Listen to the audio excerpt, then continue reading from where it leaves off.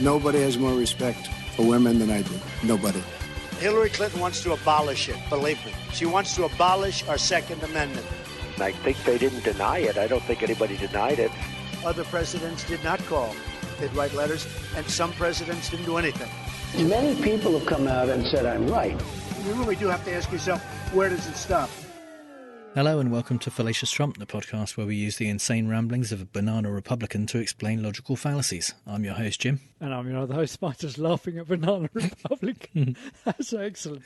And I'm your other host, Mark. A logical fallacy is an error in reasoning that results in bad or invalid arguments. And the logical fallacy we're looking at this week is the historical fallacy. So the historical fallacy is where you assume that the situation that you're in now is just what was inevitably going to happen, and you ignore history, you ignore the context of how we got there. And by doing so, you can conveniently claim that stuff that was needed to get to where we are now actually wasn't needed. And I actually don't have a Trump example for this week. Right. I kind of have a tangentially related to Trump example. But what I found about this particular fallacy is that this is one of the hardest ones to explain without using examples, and it's also one of the hardest to find actual clips for that kind of really explain it well, because there aren't many things that are always said when this happens. And I know that Trump has done this. And we know that he's going to at some point. Yeah. We're just preparing you, listeners. But finding those exact clips where it happens is quite hard. But this clip is from Tucker Carlson, and it represents quite a lot of stuff that has been said on Fox News quite recently. You may remember what they first told us back in February and March. They said, we have to take radical steps in order to, quote, flatten the curve. Well, 6 weeks later, we're happy to say that curve has been flattened. But it's likely not because of the lockdowns. The virus just isn't nearly as deadly as we thought it was. All of us, including on this show, everybody thought it was. But it turned out not to be. Hospitals never collapsed. Outside of a tiny number of places, they never came close to collapsing. So Tucker is claiming that the curve has been flattened, but probably not because of the lockdowns. Based on what? Nothing, just time. So all of the models before we locked down said, if we don't do this, if we don't do social distancing, if we don't do lockdowns, it's going to be terrible. The hospitals will be overrun, and there'll be up to 2.5 million deaths. 2.2 million, I think, was the Imperial College model. And although we are very much not past the end of this by any means, it's not looking like it's going to be there, and as Tucker said, the hospitals haven't been overrun, and that's because we did it. Because we did what we did. Yeah. That was the things that you need to do in order to prevent this swamping people and many thousands, hundreds of thousands of people dying. Just do that. So we did that, and sure enough, it's like that thing, smile, things could get worse. So I smiled, and things got worse. It's that. Yeah. It's kind of a variation. Tucker Carlson, Judge Jeanine, or whatever her name is, are saying this kind of stuff. You know, all of the stuff we were saying before about how this was all an overblown conspiracy theory is all, it's turned out to be true because, look, it hasn't got as bad as they said it could possibly get if we didn't do all that stuff. Yeah. So So you kind of got to have you've got to have the parallel universe when things didn't happen, or things weren't done, and then loads of people. So in order to be able to say that, because that's the whole point of this fallacy, isn't it? That you try to do a Doctor Who type thing where you conflate the timeline, or a Back to the Future thing, conflate the timeline that you're now in with the one that you were from. So the example, the guy who invented this one, or spotted it and defined it only as recently as 1856, I think. The example he uses is man loses his wallet. He looks all over for it, finds it, and then says, I knew it was there all the time. Yeah. So that's the bit where the timeline where he's found his wallet now replaces the timeline where he'd lost his wallet. So, and yet you're moving the stuff you've got now back into that time. So Tucker Carlson's going, right, yeah, so hardly anybody died. And so the predictions that everyone was going to die are wrong. Yeah. And you go, well, no, hang on a minute. You've just taken the result of all the stuff that we've done and moved it back in time and said, we didn't need to do that. Because, when we were talking about this one, the example that I had that kind of triggered the thought for me was I once taught a weekend kids to make a film, and we spent the Saturday planning the film, coming up with a story, working out what we're going to do, where we're going to do it, what props we needed and costumes and stuff like that. So didn't do any filming on the Saturday. On the Sunday, we did all the filming, and then we got to the end of the day, and I kind of cut it together as well, and we showed a rough cut of it. Got to the end of the day, and I said, "Is there anything that you do differently next time?" And one kid said, "Yeah, let's not do all the planning next time."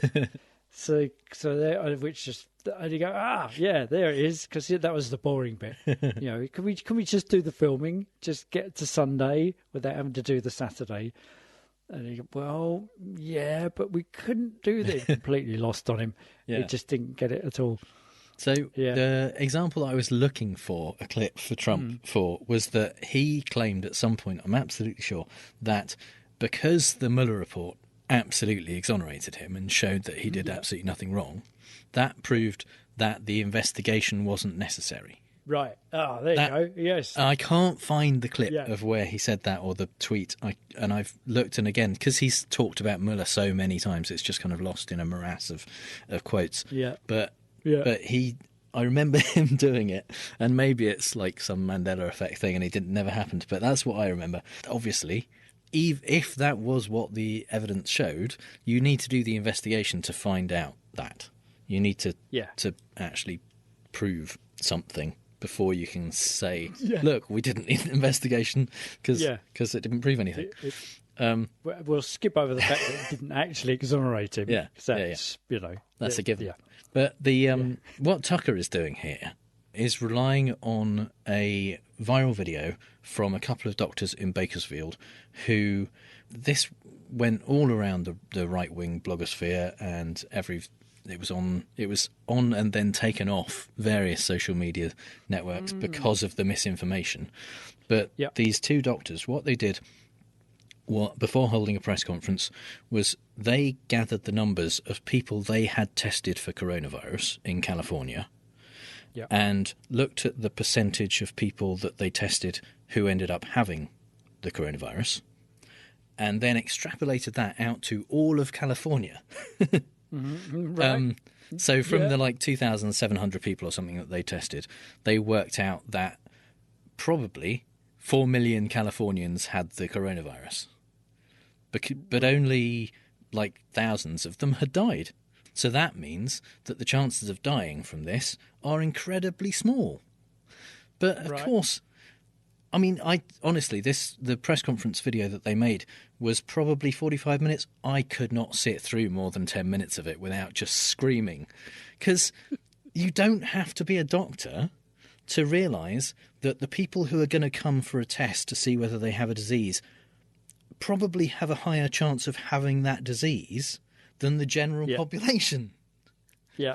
You can't just take one number and extrapolate it out to a whole state and say, it's probably the same, and then make a decision on that actually this disease, which all of the experts all around the world say is virulent, contagious, and dangerous, and say, well, we've proved that it isn't. So, by looking at the people that we've tested, and of whom very few have died. Yeah. And now is the time, I think, for Mark's British politics corner. Okay, so it's not quite Britpol, my first example, and it's kind of Jim's territory, so let's call it Mid-Atlantic Poll for this one.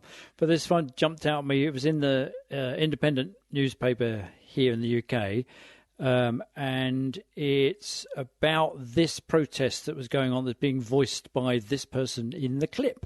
We have flattened the curve, and we have lessened the pain of this. I know people are still going to get sick, and I think that's horrible. I've personally known people that have passed. But this grip of destruction that Michigan is under right now just feels like bureaucracy. Instead of looking at essential and non-essential, let's start looking at what's safe and unsafe and start getting people back to work. So there's all sorts of fallacious stuff going on in there. But basically that was the voice of Miss Shawn Maddock, who's a Michigan Conservative Coalition member. You guess how she votes. So she's complaining about the lockdown that's been implemented by the Michigan governor, Gretchen Whitmer, and she's a Democrat. And here comes the historical fallacy. It's been so successful a lockdown to protect the poorer north of the state that the very people who live there are sceptical about whether COVID-19 exists at all. There are only 95 cases in all of the North Michigan counties, and there's like 21 of them in the North Peninsula. 95 cases to date. There's 17,000 in Wayne County alone in the southern part of Michigan. So it's been such a successful lockdown that there's so few cases that people don't think it exists, and they're the ones protesting. They're amongst the same people protesting to ease the lockdown. And on the 15th of April, armed protesters lurked menacingly in the State House, where the governor overruled the Senate vote with executive orders to extend the lockdown. The Republicans put through these bills to say, let's lift the lockdown, and she's so concerned that the northern states haven't got sufficient economic and medical resources to be able to respond to the outbreak the size of which is going on in the southern part of Michigan. So she implemented some executive orders. She's just overruled the easing of the lockdown and said, nope, we're going to keep it going. And people have took to the streets, some in masks and full Ebola hazmat suits, and kind of weirdly. I mean, even in states where there is wide-ranging open carry laws that are, allow people to carry AK-47s or AR-15s or whatever, I know that there are areas where you're not allowed to take guns into, like courthouses and schools and things like that. Yeah. I'm shocked that the State House isn't a place where you're not allowed to take guns. Yeah. I thought, when I saw those photos, I thought, well, that must be against the law, mustn't it? But no, that's perfectly fine. That's perfectly fine. Yeah.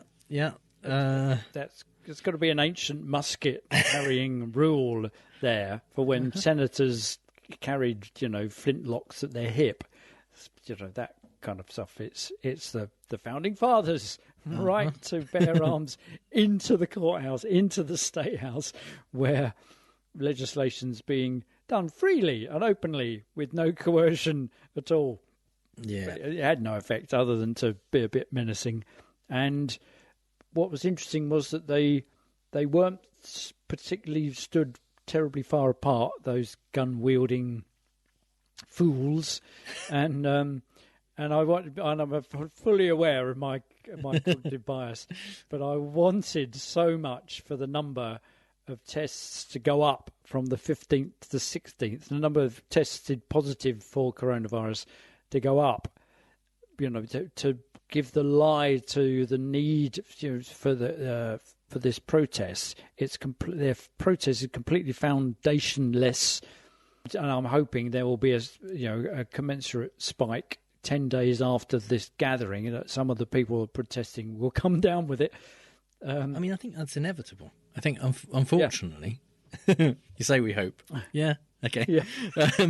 But yeah, just to teach them a lesson. As much as you don't want to see people getting sick, it is this kind of gathering, these kinds of protests, and the kind of people getting together and without masks in many cases, although some of them are wearing kind of bandanas like they usually wear when they're doing armed protests, but just to avoid being recognised. But in many cases, people are gathering without masks, and it's just obviously it is going to spread because some people will have it and not know they have it. That's how it spreads. Yeah. And the whole of the the Republican response to the lockdown in Michigan is framed around it's an economic. She's called Gretchen Whitmer, and I saw some posters that had it redone as Gretchen Whitler. Yeah. So like other Hitler people with have the W on the Heil Whitmer as well. Yeah. And you think, wow. Yeah. And so she is being as Democrat as you can, which is looking out for other people's interests, for the safety of others and the health of other people. And their response is, or certainly the red voting populace, who, let's face it, are probably the poorer, least economically flush people in the northern states, are more likely to be blue-collar workers who are, responding to the Republican propaganda or that kind of, they will vote Republican. They're those kind of people. So they're seeing it not as an altruistic act to prevent them from dying, but rather a thing from locking it down. Because, there was a report in the Michigan State University that the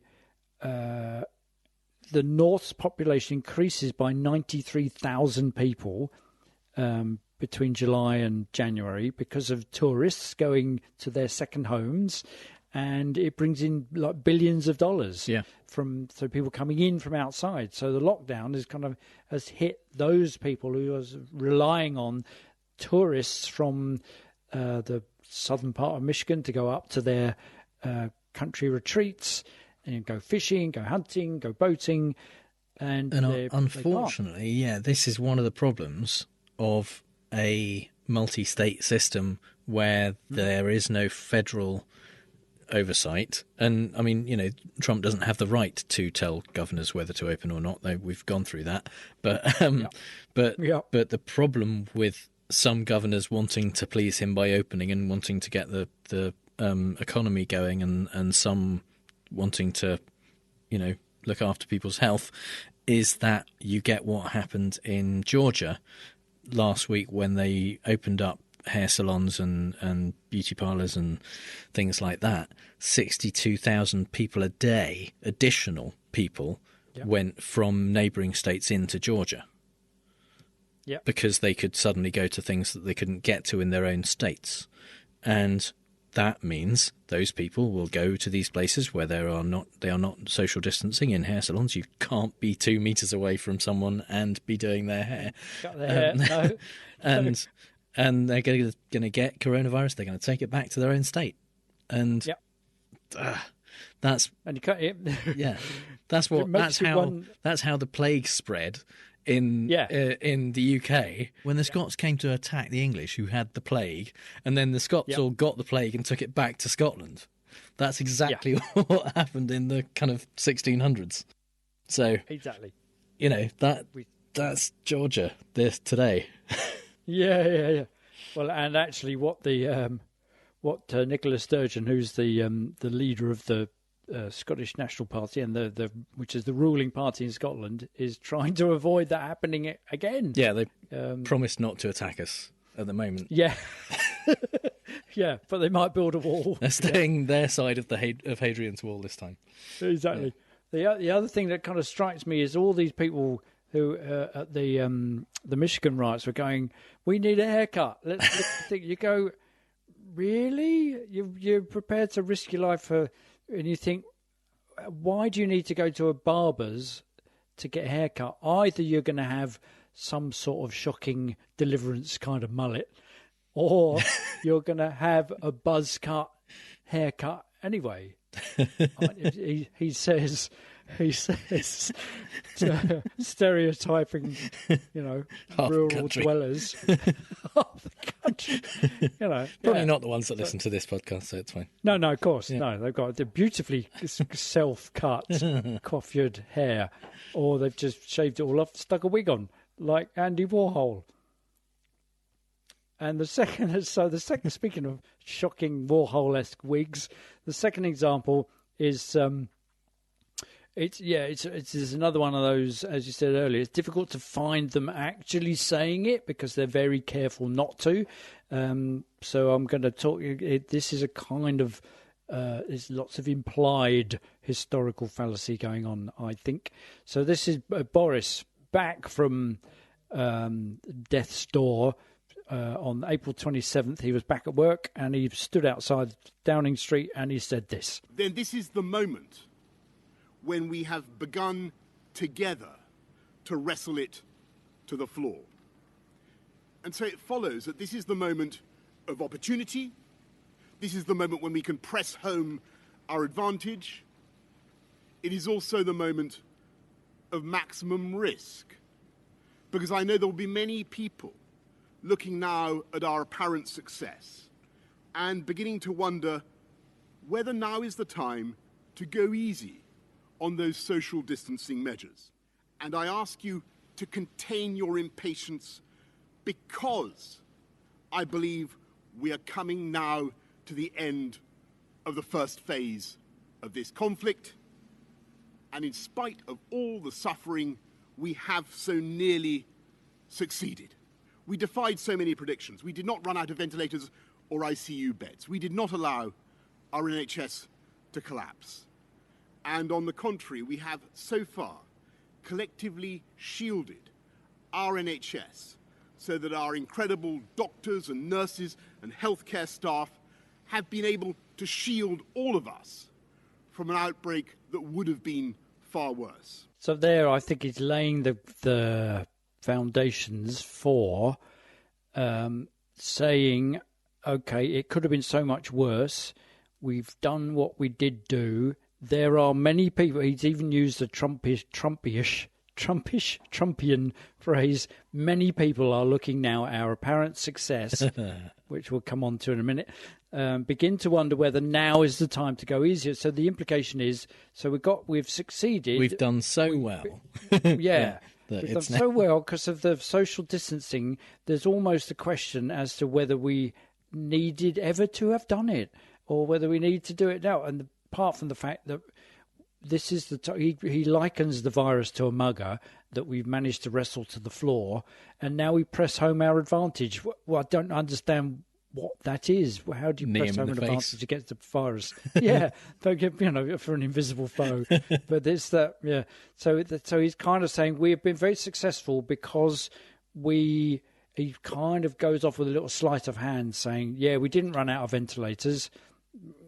Yeah, questionable. We didn't need the massive hospitals that we built. That we didn't have enough nurses for anyway. Yeah, exactly. We didn't overwhelm the NHS. We didn't do all of that stuff. Because it's been a success. And you think, well, that's because we've done what we did. And so on the matter of it's been so successful, so on the 27th of April, there have been 25,000 deaths. On the 28th of April, the day after he made the speech, there were 909 new deaths recorded.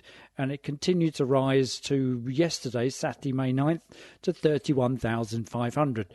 And Keir Starmer points this out. When the Prime Minister returned to work a week ago Monday, he said that many people were looking at the apparent success of the government's approach.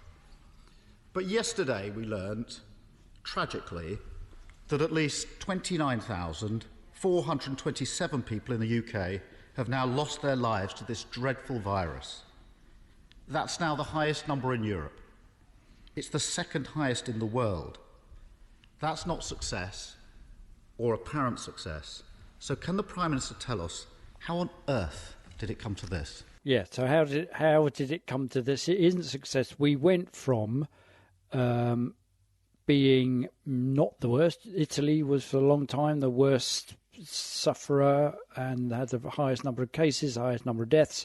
And then we have now got the most in Europe, and ergo the second highest in the world, second only to the US. Johnson is about to go on to say, we've just been... So he's doing an appeal to authority and an appeal to numbers. He's just saying we shouldn't be measuring ourselves against continental numbers. They're all done on a different kind of system, and it's not valid to actually compare ourselves. So he's not answering the question. He's just saying, well, we're not the worst. What we are. And Keir Starmer retorts with, well, if it isn't valid to compare ourselves, why have the government been putting out slides like this for the last 7 weeks where we are comparing ourselves? So I think in the historical fallacy that's implied throughout also is there's one of the things that Johnson keeps saying is we've done what the science has told us to do. I'm like Trump. And so I think there's something in there about the whole follow the science thing being it's a hedge in case of the historical fallacy being applied in the future. Because if the COVID threat turns out to have been less than we were told it might be by the scientists, i.e. the lockdown was successful, then people will ask what was the fuss about, given the massive economic impact. So he's not to give the guy any leeway at all, but he's walking this tightrope between it could kill many hundreds of thousands of people, so we need to do something about it. If we do something about it, it will lessen the threat so it looks less threatening than the flu, with a massive economic impact. So people will say, well, this is, and I've seen that several times, saying, well, it's about the same number as die of the flu every year. What's the fuss? That's because we've been successful in doing the lockdown. We've still not been as successful as we might have been, or as successful as Gretchen Whitmer. Yeah, and it's similar to the complete fucking idiots who say things like, this number of people die in car accidents and we don't shut the country down for that. Those, highly contagious number of people car accidents. Die. This number of people die from being rolled on by walruses. Yeah, and don't go around shooting walruses. And they're ignoring the fact that, first of all, they're not contagious. There's no reason to shut the country down for that. That's over the course of a whole year. This has been 3 months. This is only this number because we did what we've done, and otherwise it would be a lot more. And the thing is, it's quite difficult with this fallacy because you can only do it after the fact. You can only look back and say the situation we're in now is just what was always going to happen. And there's a book called The Black Swan by Nassim Nicholas Taleb, which talks about unusual events. Things like 9/11. If someone prior to 9/11 had suggested putting expensive and complicated locks on cockpit doors in planes, and they'd done that, and it had cost millions, hundreds of millions of pounds around the world to do that on every aeroplane, and then nothing had happened, then that person wouldn't be seen as a hero. They wouldn't be seen as they would probably be seen as having wasted a lot of money. And it's only with hindsight that you can look back and say, well, what the fuck were we doing? Why didn't we have locks on cockpit doors? That you can actually put it in context. And that's the thing with this fallacy, is it's about ignoring the context. And you have to, when you're evaluating the situation we're in now or where we might get to, you have to look at the context and the history that led up to that situation and evaluate it realistically and appropriately.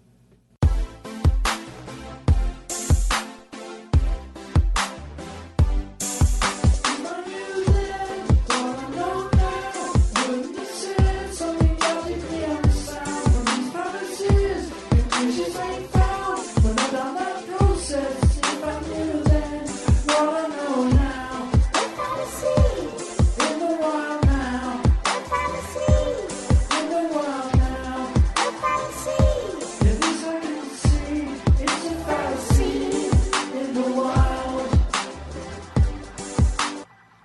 go. The Backstreet Boys there with If I Knew Then What I Know Now. Excellent. Okay, so in the Fallacy in the Wild, we like to look at the Fallacy of the Week from a non-political perspective, and our first example is from the 2009 Nicolas Cage film Knowing, which, I mean, it's not even good for a Nicolas Cage film, to be honest. But okay, wow, yeah, right, and yeah, that's doubly damning right there. Yeah. So, small spoiler alert: the film involves kind of natural disasters, including solar flares that are going on, and in this scene, which is very, very short, this clip, there is an announcement on TV, like an emergency broadcast, saying that basically people need to start panicking about these solar flares because they're going to be a lot worse. And so everyone starts panicking. And the owner of the gas station that people are kind of looting says this to someone. Same thing happened with Y2K. They are going to wake up tomorrow morning feeling pretty stupid. So, Y2K is a good example of this fallacy. Probably the vast majority of our audience weren't around or sentient exactly. to remember this stuff. But in the run-up to the year 2000, there was panic about what was going to happen to computers. Mark, you were kind of in IT at the time. Do you want to explain what the situation was? Fundamentally, there was a realisation in I was working on it in 1998, 99, that the computer systems that were implemented from the 70s onwards, so the IBM systems and so on, would store dates because there wasn't much memory that was available to the system. Any dates that were stored were only stored in a 222 configuration, so day, month, year, and the year was only 2 figures. So there was this realization that when we got to the year 2000, those 2 figures would be 00, and there was this thought that the computers, the programs that were running on the computers, wouldn't be smart enough. No, that's the wrong word. Wouldn't have been programmed such that they would recognize that 00 was after 99 and not before. So there was this idea that suddenly it would be 1900 rather than 2000, and consequently bank systems wouldn't know what year it was, and so if you typed in your birth date as part of your identification to get into your account, it wouldn't recognize that you'd been born yet. So things like there would be error traps that would kind of spring into life to stop those things, and there was a fear that air traffic control systems would stop working properly, airplanes would drop out of the sky, cats and dogs would live together in perfect harmony. And, so yeah, the concern was that we didn't really know what would happen when it flipped over to the year 2000. Yeah. And the fact that in many cases, at least, you couldn't just kind of change the date to 2000 and see what would happen, because you might not be able to make it change back, or everything could go tits up immediately. And the thing is, afterwards, because planes didn't fall from the sky and hospitals didn't shut down and everything was okay, everyone went, oh, well, we didn't need to worry about that then. Yeah. Meanwhile, behind the ignoring scenes, the fact there were hundreds of thousands of people working on literally hundreds of thousands of computer Yeah. programmers were employed to fix the problem before it happened. Yeah. And it worked. And so we don't know what could have happened, what the bad situation might have been, but it probably would have caused some problems. But we knew about it in advance because we saw it coming. Not hugely far in advance. I don't know at what point they started talking about it, but it was a bit of a panic. And so that's why it's looked back on now by people who don't know the context of it as being kind of an unnecessary panic and something that people were just overblown about, because they don't recognise that we actually fixed it. Yeah, and people go, oh yeah, well they'll all be. But then we all woke up perfectly alive and well and able to, get money out. And of course, as there always is, there was a group of people saying before 2000, this is all overblown and unnecessary. Yeah. And it seemed like they were proved right to some people to after the fact. But yeah, that's always the case, unfortunately. The byproduct of solving a problem is that the people who claim there was never a problem in the first place look right. That's the whole thing for Trump doing away with the pandemic planning. Yeah, absolutely. Organisation. Well, we don't need that because we've never had to suffer from not planning one. If there's so let's do away with it. We can just hire people then. We don't need to prepare for one. Yeah. That's right. Yeah.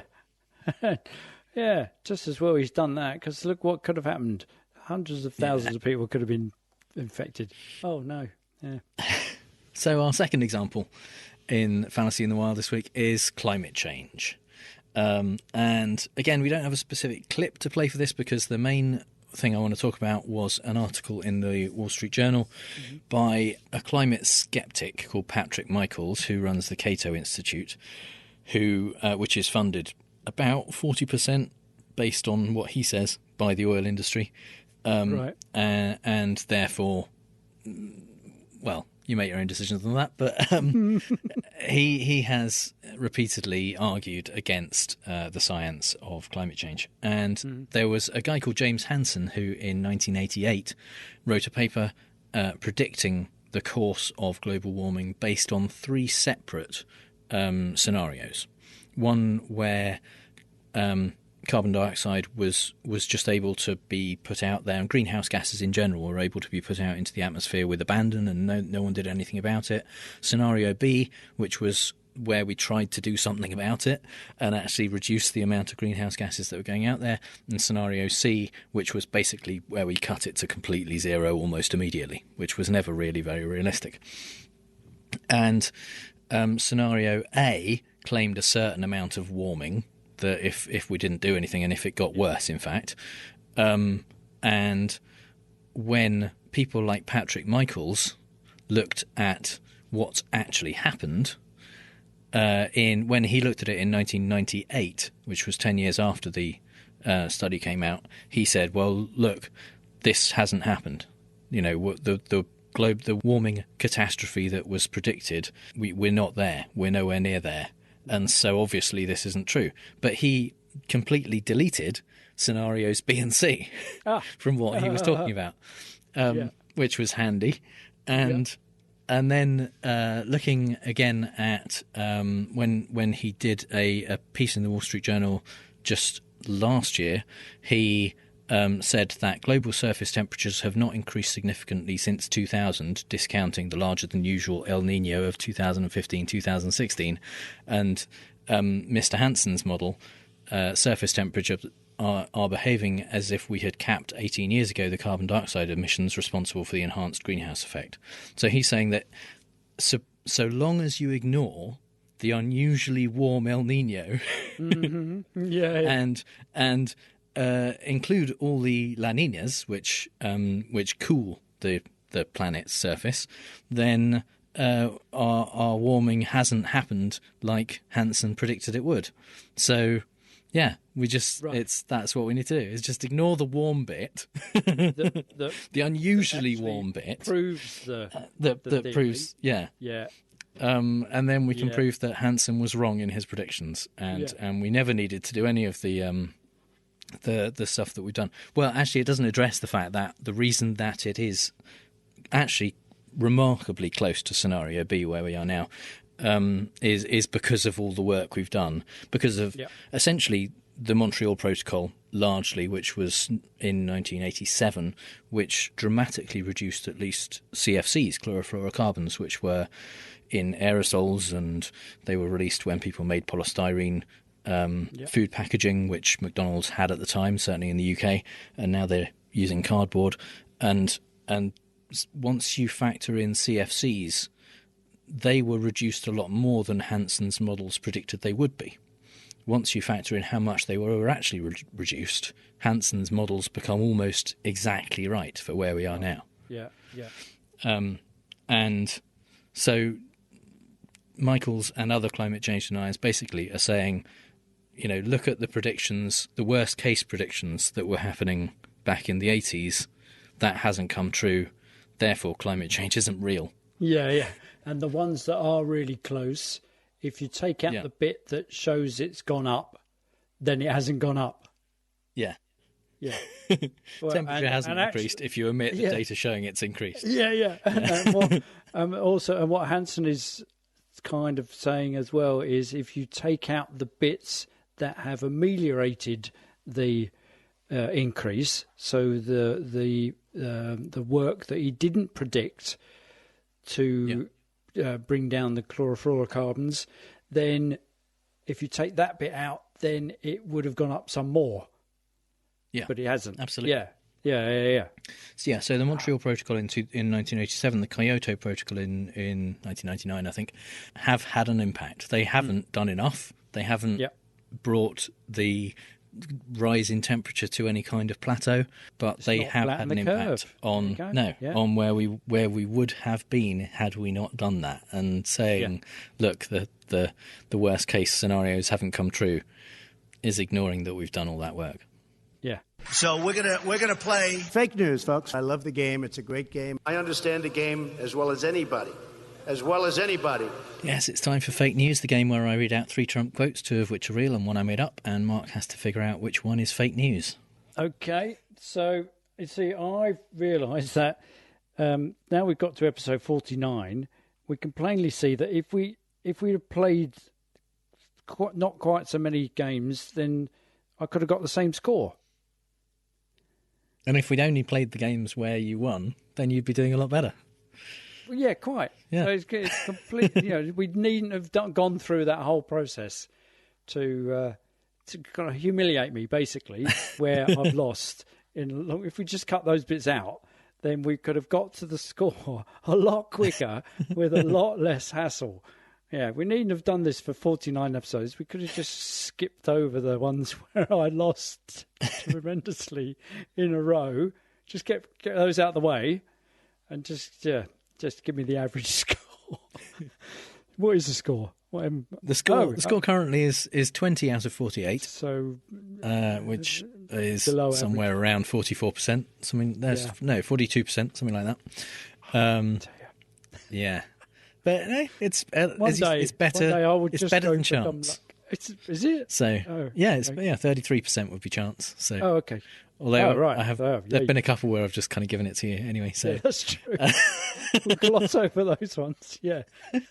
So our theme this week is Trump's virtual town hall that he did at the feet of the Lincoln statue in the Lincoln Memorial, which was like. Irony just wasn't quite dead enough yet, so he had to put it there. And in the virtual town hall, he answered questions from real Americans who had recorded videos of them asking questions and sent them to the TV company. And he seemed to be. I kind of thought that maybe they would let him know what the questions were going to be in advance, right. And it's possible they did. And he was still this bad answering them. Yeah. But it seemed like maybe he was just genuinely answering them off the top of his head. So, credit where credit's due on that. He had either been very poorly prepared by his staff or not prepared at all. One of the two. Yeah. And so... Which is people that try and prepare him, he just ignores them anyway. So there is that. That's the third option. Yeah. So one member of the public asked him why, when he's asked questions by the press, instead of just giving them a straight answer, he rambles and talks about past successes. Yep. And this was part of his answer.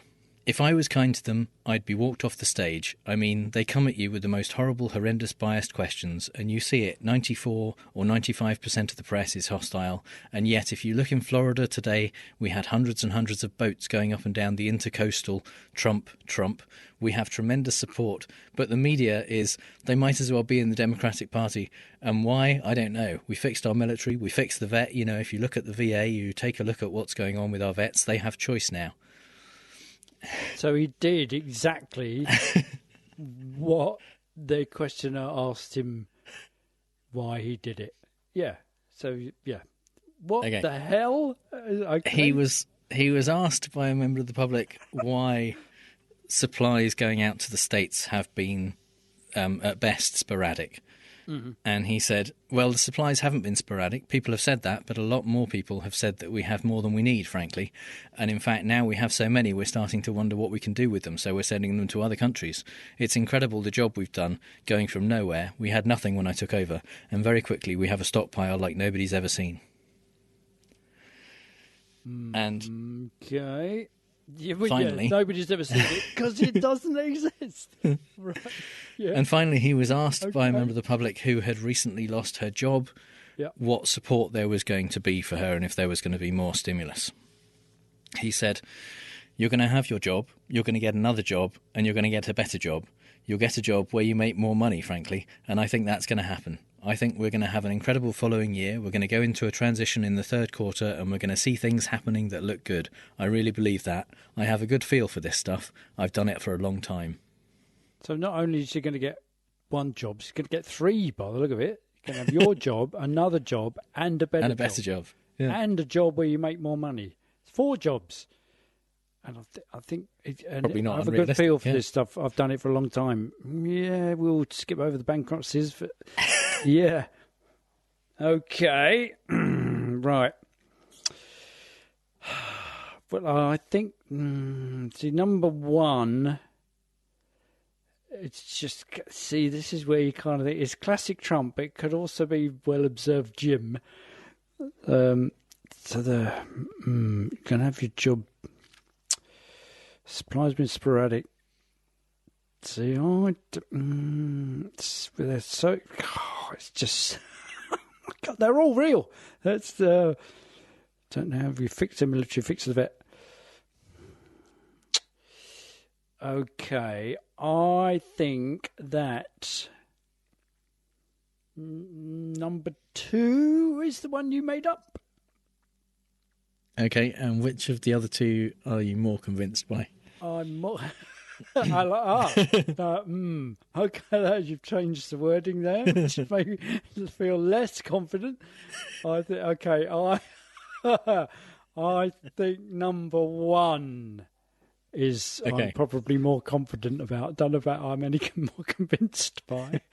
But yeah. So number 1 is real. If I was kind to them, I'd be walked off the stage. I mean, they come at you with the most horrible, horrendous, biased questions, and you see it. 94 or 95% of the press is hostile. And yet, if you look in Florida today, we had hundreds and hundreds of boats going up and down the intercoastal, Trump. We have tremendous support. What? But the media they might as well be in the Democrat Party. And why, I don't know. We fixed our military. We fixed the vet. You know, if you look at the VA, you take a look at what's going on with our vets. They have choice now.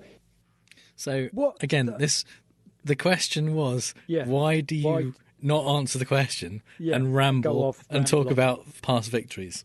And that was 38 seconds. He talked for 2.5 minutes.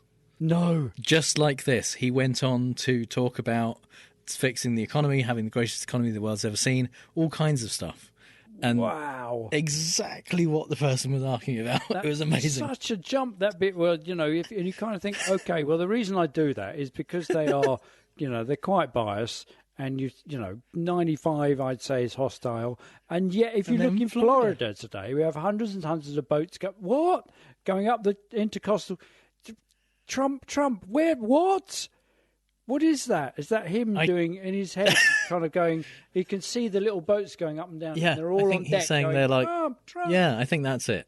And then he talks about the VA, which again, I mean, I don't know how many times he said this. This is one of his biggest lies or most frequent lies.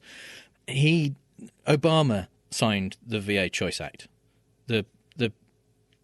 He did not get choice for veterans of which physician they can use. If they go into the VA and they don't like or can't get the care they need, they can go to another physician and the government will pay for that care.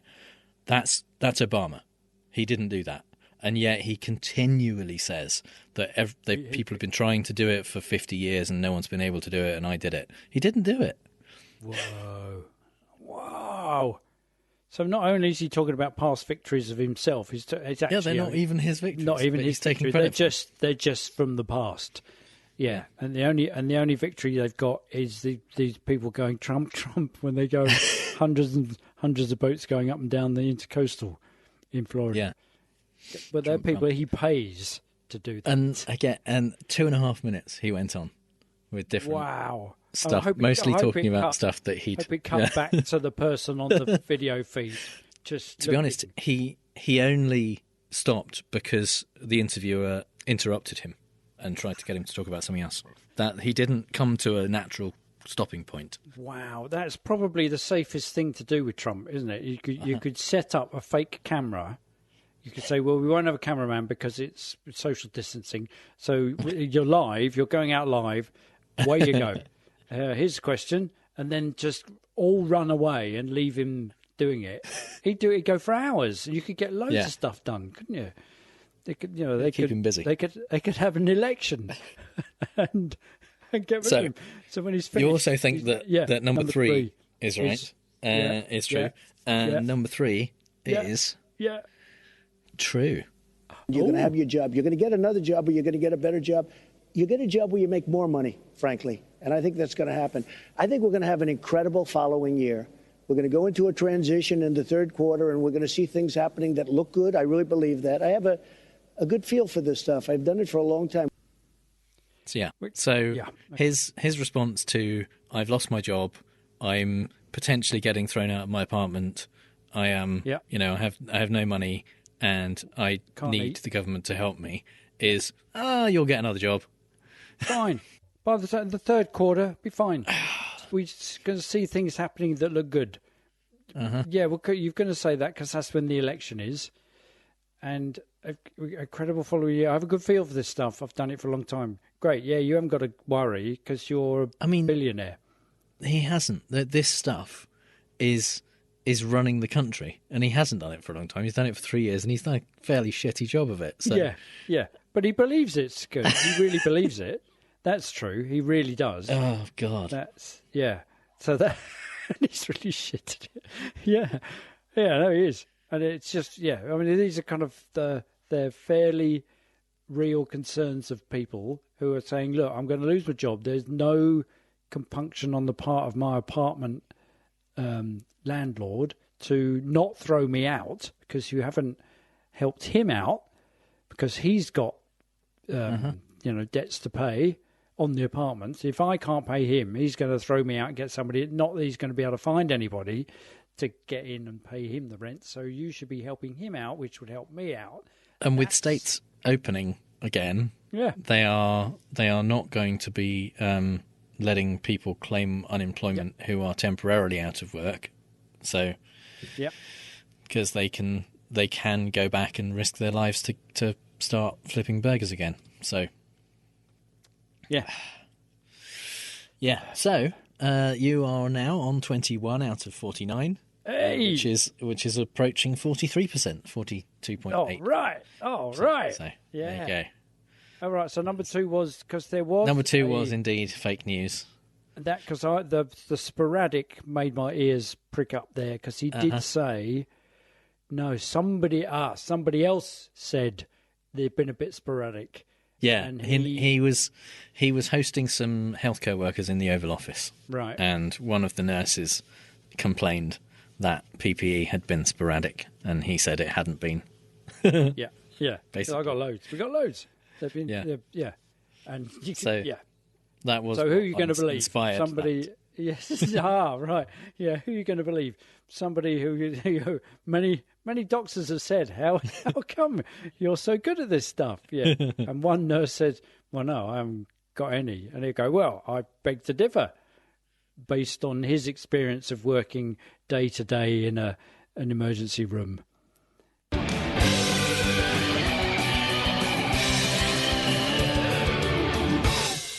So it's time for the part of the show that this week at least is called The London 2012 Olympics Were Not a Logical Fallacy, which might seem like we're I mean, this is a historical fallacy episode, so we're looking back in time at something. Yeah. But this is something that has come up recently, and we are talking again about QAnon believers and how basically utterly batshit they are. And this is from an episode of Steel Truth, which is a YouTube series by Anne Vandersteel, which is a great name. Right. Yeah. And she's a QAnon conspiracy theorist. So she is interviewing Kelly Ruiz, who is a fellow QAnon conspiracy theorist. Yeah. Yes. Yeah. And this is the exchange, which was a little bit surprising. How do we approach this from a health perspective? Well, I personally am not in for putting toxins into my body, so I really try to live as best I can a clean lifestyle. And again, I think this goes back to how we were controlled and how we were mind controlled. Even, I don't know if you saw the 2012 opening ceremony to the Olympics in Britain, but basically that's all on the coronavirus. They were predicatively programming us, to be able to accept this. And it was like ironic when you see the video, and I saw it this past weekend, I was shocked because literally they had all these children, probably at least 100 children in beds with nurses pushing them around, and a virus is coming at them, and the kids are hiding under the blankets. And then this big giant monster, this evil dark figure starts coming also after the children. And they even play like a cage. A cage comes through with horses, and it's Wuhan. It's literally like a Chinese, there's a lady that's Asian standing in front. And they were really programming us, which they do. And that's what they're doing right now with the vaccines. Yeah. Yeah. They were programming us, which they do. Which they do, of course. I mean, everyone knows that. That's a given. They were predicatively programming us to do that. Predicatively. Predicatively, yeah.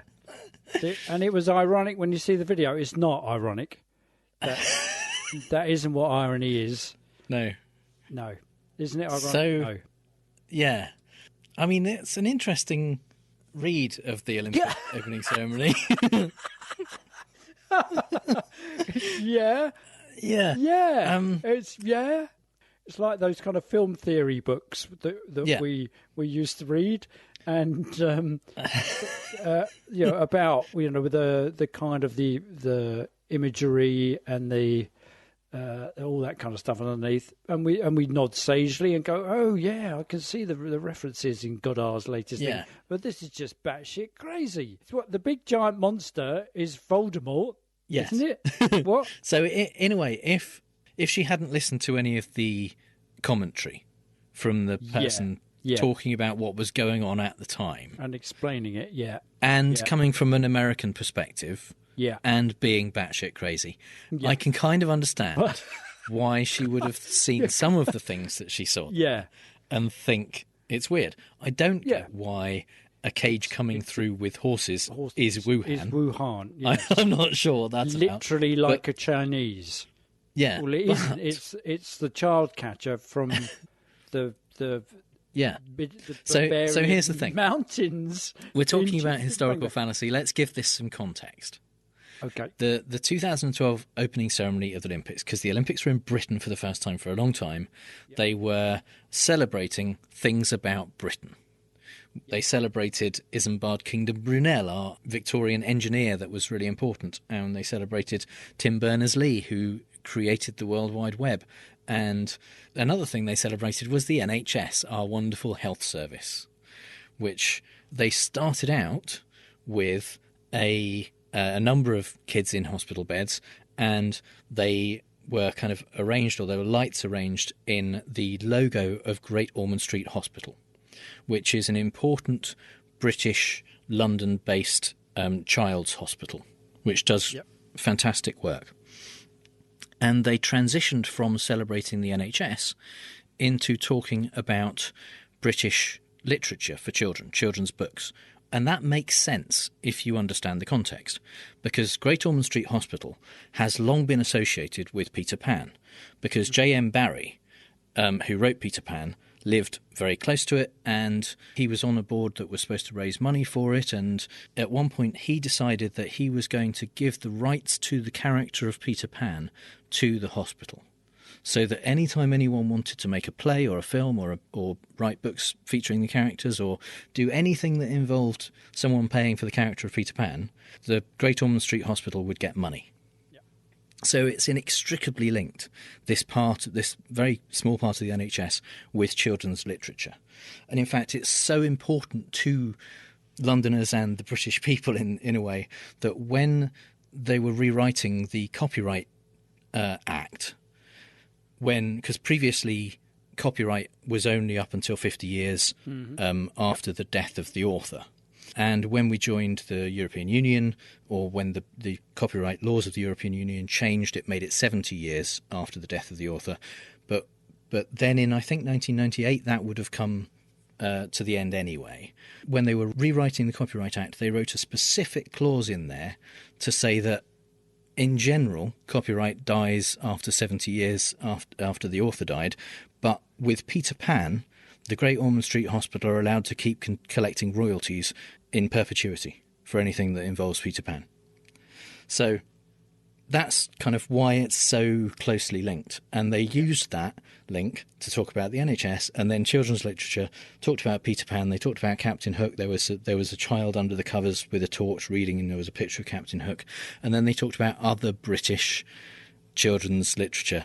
And because of Captain Hook, they talked about the villains, and they used the child catcher from Chitty Chitty Bang Bang and Voldemort as examples. And so this giant big monster, this evil dark figure coming after the children, is Lord Voldemort. And everyone knew that because it was obvious, and the commentator was saying, and there's Lord Voldemort. There's Voldemort. And the child catcher with his horses riding through the middle of the stage was the child catcher. And they were from American-produced movies, starring American stars with American directors. And the lady that's Asian standing in front, that she says, obviously that's a reference predicatively to Wuhan, was like one of probably 250 nurses on the stage at the time, or actors playing nurses, happened to be Asian. She wasn't in front. She was on screen for about an eighth of a second. It was so bizarre that you can... It's like the numerology things that they do with the Bible, and they kind of pick, they go back and turn stuff into saying the devil is coming or whatever. If you look into it and you just ignore all of the context that is actually there and pretend it's something else, you can make it anything mean whatever you want to mean. No, I think the thing about that was that it was the last time the Olympics was held in London was 1948, and the link was that the NHS was founded in 1948. Yeah, that's right. So they wanted to have that link there, and the nurses in it were actual nurses. I think that was the thing. They were all. Oh, were they? Real people. Not actors playing huge looming monsters. Yeah. Or the virus. And the children were actual children as well. So Not huge looming monsters dressed as children. Not viruses dressed up. And you think, wow, that's just so amazing that they kind of the woman just goes, yeah, right, okay, yeah, okay, yeah. I see. The other thing is, I am really struggling here to figure out what the value, if it was that, let's say it was, and all of the stuff about Voldemort and the child catcher and the NHS was not true. That was just a front, and this was an attempt to predicatively control people's minds into preparing them to accept a coronavirus vaccine. Yeah. What's wrong with that then? How would that work? For a start, I mean, not everyone's going to have watched it for a start. And we're 8 years on from that now. Yeah. How is that going to have an effect on what people believe now about a virus which is spreading across the world? And we have information that's being given to us now that is contradictory from, reputable people and from the president. And why are we supposed to be getting the information, and our decision of whether to believe that information now from a TV program we might have seen and misinterpreted 8 years ago? Yeah. And also, if it was true, surely we'd all be going, oh, yeah, well, we recognise exactly. This. We'd all, if it was... yeah, of course, we're ready. Bring on the vaccine. Where is it? We've been waiting for this since Danny Boyle's opening ceremony. Yeah. Yeah.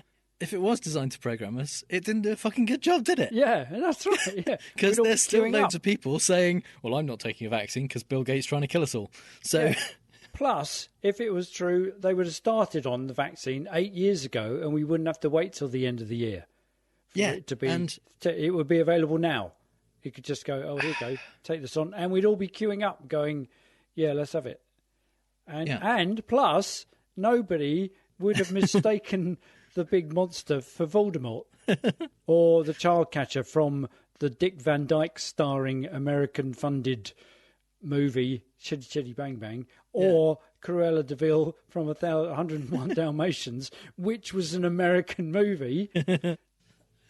And the thing is, based on the fact that most people, I think it is genuinely the majority of people, are perfectly happy with vaccines, are perfectly accepting that vaccines do an enormously good job, an important job, and we will definitely have one if they come up with a coronavirus vaccine.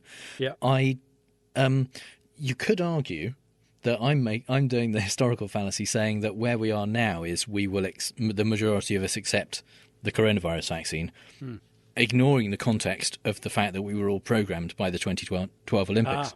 But what I'm saying is, in the context that we generally accept vaccines as a whole, and we have done for a long time, and I don't think even these people are saying that people are actually accepting of the MMR vaccine because of the 2012 Olympics. They're not even making that argument. So unless there was some other major Olympic ceremony that made us okay with that, that hasn't come to light yet. Yeah. There's always that possibility. Then it seems like from general context, it seems like most people were probably going to be okay with vaccines anyway, and those that weren't, it didn't change their minds. Yeah, so and they're the kind of people that would be convinced by the batshittery coming out of QAnon. Yeah. And finally, some things we really don't have time to talk about. Whether Attorney General Bill Barr is Donald Trump's personal bitch was never really in question. The only thing we were still wondering is how far he would be prepared to go in destroying the rule of law in the hopes of avoiding the underside of a bus. Well, we just got some new data for that when the DOJ made a motion to drop the charges against General Mike Flynn in the case he pleaded guilty to back in December 2017. You remember the one. He admitted twice under oath to lying to the FBI about his illegal conversations with the Russian ambassador. After agreeing to cooperate with the FBI, he was facing a conviction on a single count of lying to the FBI and no recommended jail time. Then, after Trump started pardoning people, Flynn fired his legal team and started claiming the FBI had set him up. Then, he admitted in court under oath that he knew it was a crime when he lied to the FBI agents, that he didn't think his rights were violated, and that he didn't want to challenge the circumstances of his interview. The one glimmer of light in all this is that the judge has to sign off on dropping the charges, and that's the same judge who told Flynn in 2018 that he sold out his country and asked prosecutors why he wasn't being tried for treason. There's hope yet, then. And if this ever-changing world in which we're living makes you give up and cry, spare a thought for Ryan, working flat out in the Honeywell factory making N95 masks. A spittle-flecked, loose-toothed, heavy breather with a tendency to talk a lot leaned over his shoulder and asked him with far too much emphasis on the how many do you make a day, Ryan? Not so bad because he's in a factory making masks, everyone's wearing them, except for the geezer breathing all over him, and worst of all, the music's playing so loud the geezer's got to shout, and even worse, it's only the president at the factory promoting the idea of the need for masks without a mask. And the music blaring, yes, it's the 2020 campaign song Live and Let Die, the NRA-approved Guns N' Roses version. Brilliant. Last night a DJ saved my life. Genuinely, I saw a headline for this saying that Trump had been at the Mars factory and they'd played Live and Let Die, and I thought it was a joke. I was absolutely sure that was just a hilarious joke. But then I saw the video. Yeah, they actually are. It's so loud as well. It's being blasted out so loud. So Hero. Good, isn't it? And you think he must have been watching that on the CCTV and just waiting for the moment to press the button. Fantastic. Brilliant. As I think I've mentioned before, I'm an atheist. But like every good atheist, I'm prepared to have my mind changed if sufficient evidence is presented. And recently, I've got to admit, it's kind of stacking up. First of all, Republicans elected an adulterous, gluttonous, avaricious liar as president, and the evangelicals treated him like the Messiah instead of a very naughty boy. They had the chance to remove him, but they voted to keep him in place, and within a month, there's global pestilence. The evangelicals still side with Trump, and now there's a plague of fucking murder hornets. If the Potomac runs red with blood sometime soon, I'm not going to be 100% surprised. In a divine effort to make it a bit closer to home, White House personnel have now started testing positive for coronavirus. First a valet and now the VP's press secretary, Katie Miller. It's been a rough year for Katie. Just 3 months ago, she married spooky racist Stephen Miller. So there's every chance she's just trying to get a couple of weeks of self-isolation. Yes, and yes. You know that sudden uprush feeling of joy that tickles up from your stomach when you think you detect an inkling that something might signal the return of a long-lost friend. Well, that story of the woman who made sexual assault accusations against Tony Fauci now says she was paid by Trump supporters to lie. Drum roll, please, because yippee, it's our favourite idiots, Jacob Wall and Jack Berkman, what paid her. Yay. We thought he had their fingerprints all over it, and there they are, like, this guy shut the country down. He's put 40 million people out of work. In a situation like that, you have to make up whatever you have to make up to stop that train. And that's the way life works, okay? That's the way it goes. So Natch, Diane Andrade recorded the call. So we get to hear Berkman's, so what if 400,000 people die? And you did a good job and got paid. What's the issue? Why are you freaking out? As Andrade rightly said to Reason.com, I don't know how they do all these things and why they do all these things. I'm like, how is he not in jail? We're with you there, Diana. One of Trump's favourite claims is that rampant election fraud is going on, and of all the things he says, this one has the most actual evidence to back it up. Unfortunately for him, it's almost exclusively on the Republican side, just like in Colorado last month. You may remember Congressman Ken Buck. He was the one who got Mueller to say that Trump could be prosecuted after he left office, which was fun. Anyway, Buck also happens to be chairman of the Colorado Republican Party, and they have 2 Republicans hoping to be on the ballot for the state Senate election. Trouble is, the law says they had to get 30% of the vote at a district assembly, and David Stiver only got 24%. Here's Ken Buck trying to bully the district chairman, Eli Bremer, into filing false election results. Do you understand the order of the Executive Committee and the Central Committee that you will submit the paperwork to include Mr. Stivers and Mr. Liston on the ballot, with Mr. Liston receiving the top line vote?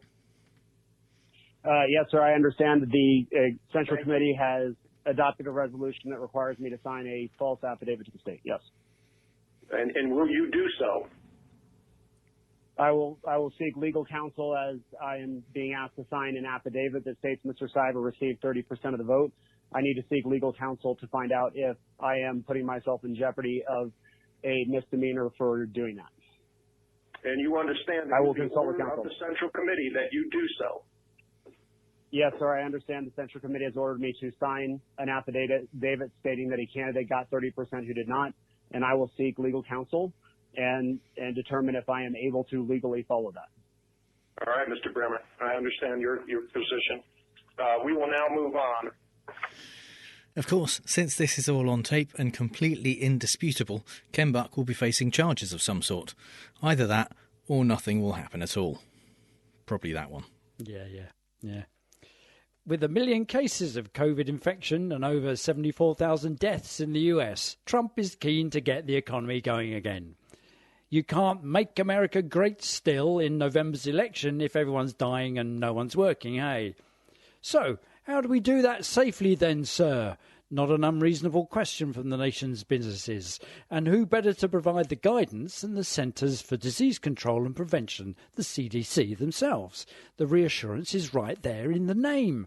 But no, the White House task force for getting people back to work without killing them all, well, as few red voters as possible maybe, my italics, thought that was too prescriptive. The detailed stage directions for childcare centres, schools, camps, restaurants and bars, churches and mass transit providers about how to safely resume operations, a prescription, if you will, was too prescriptive.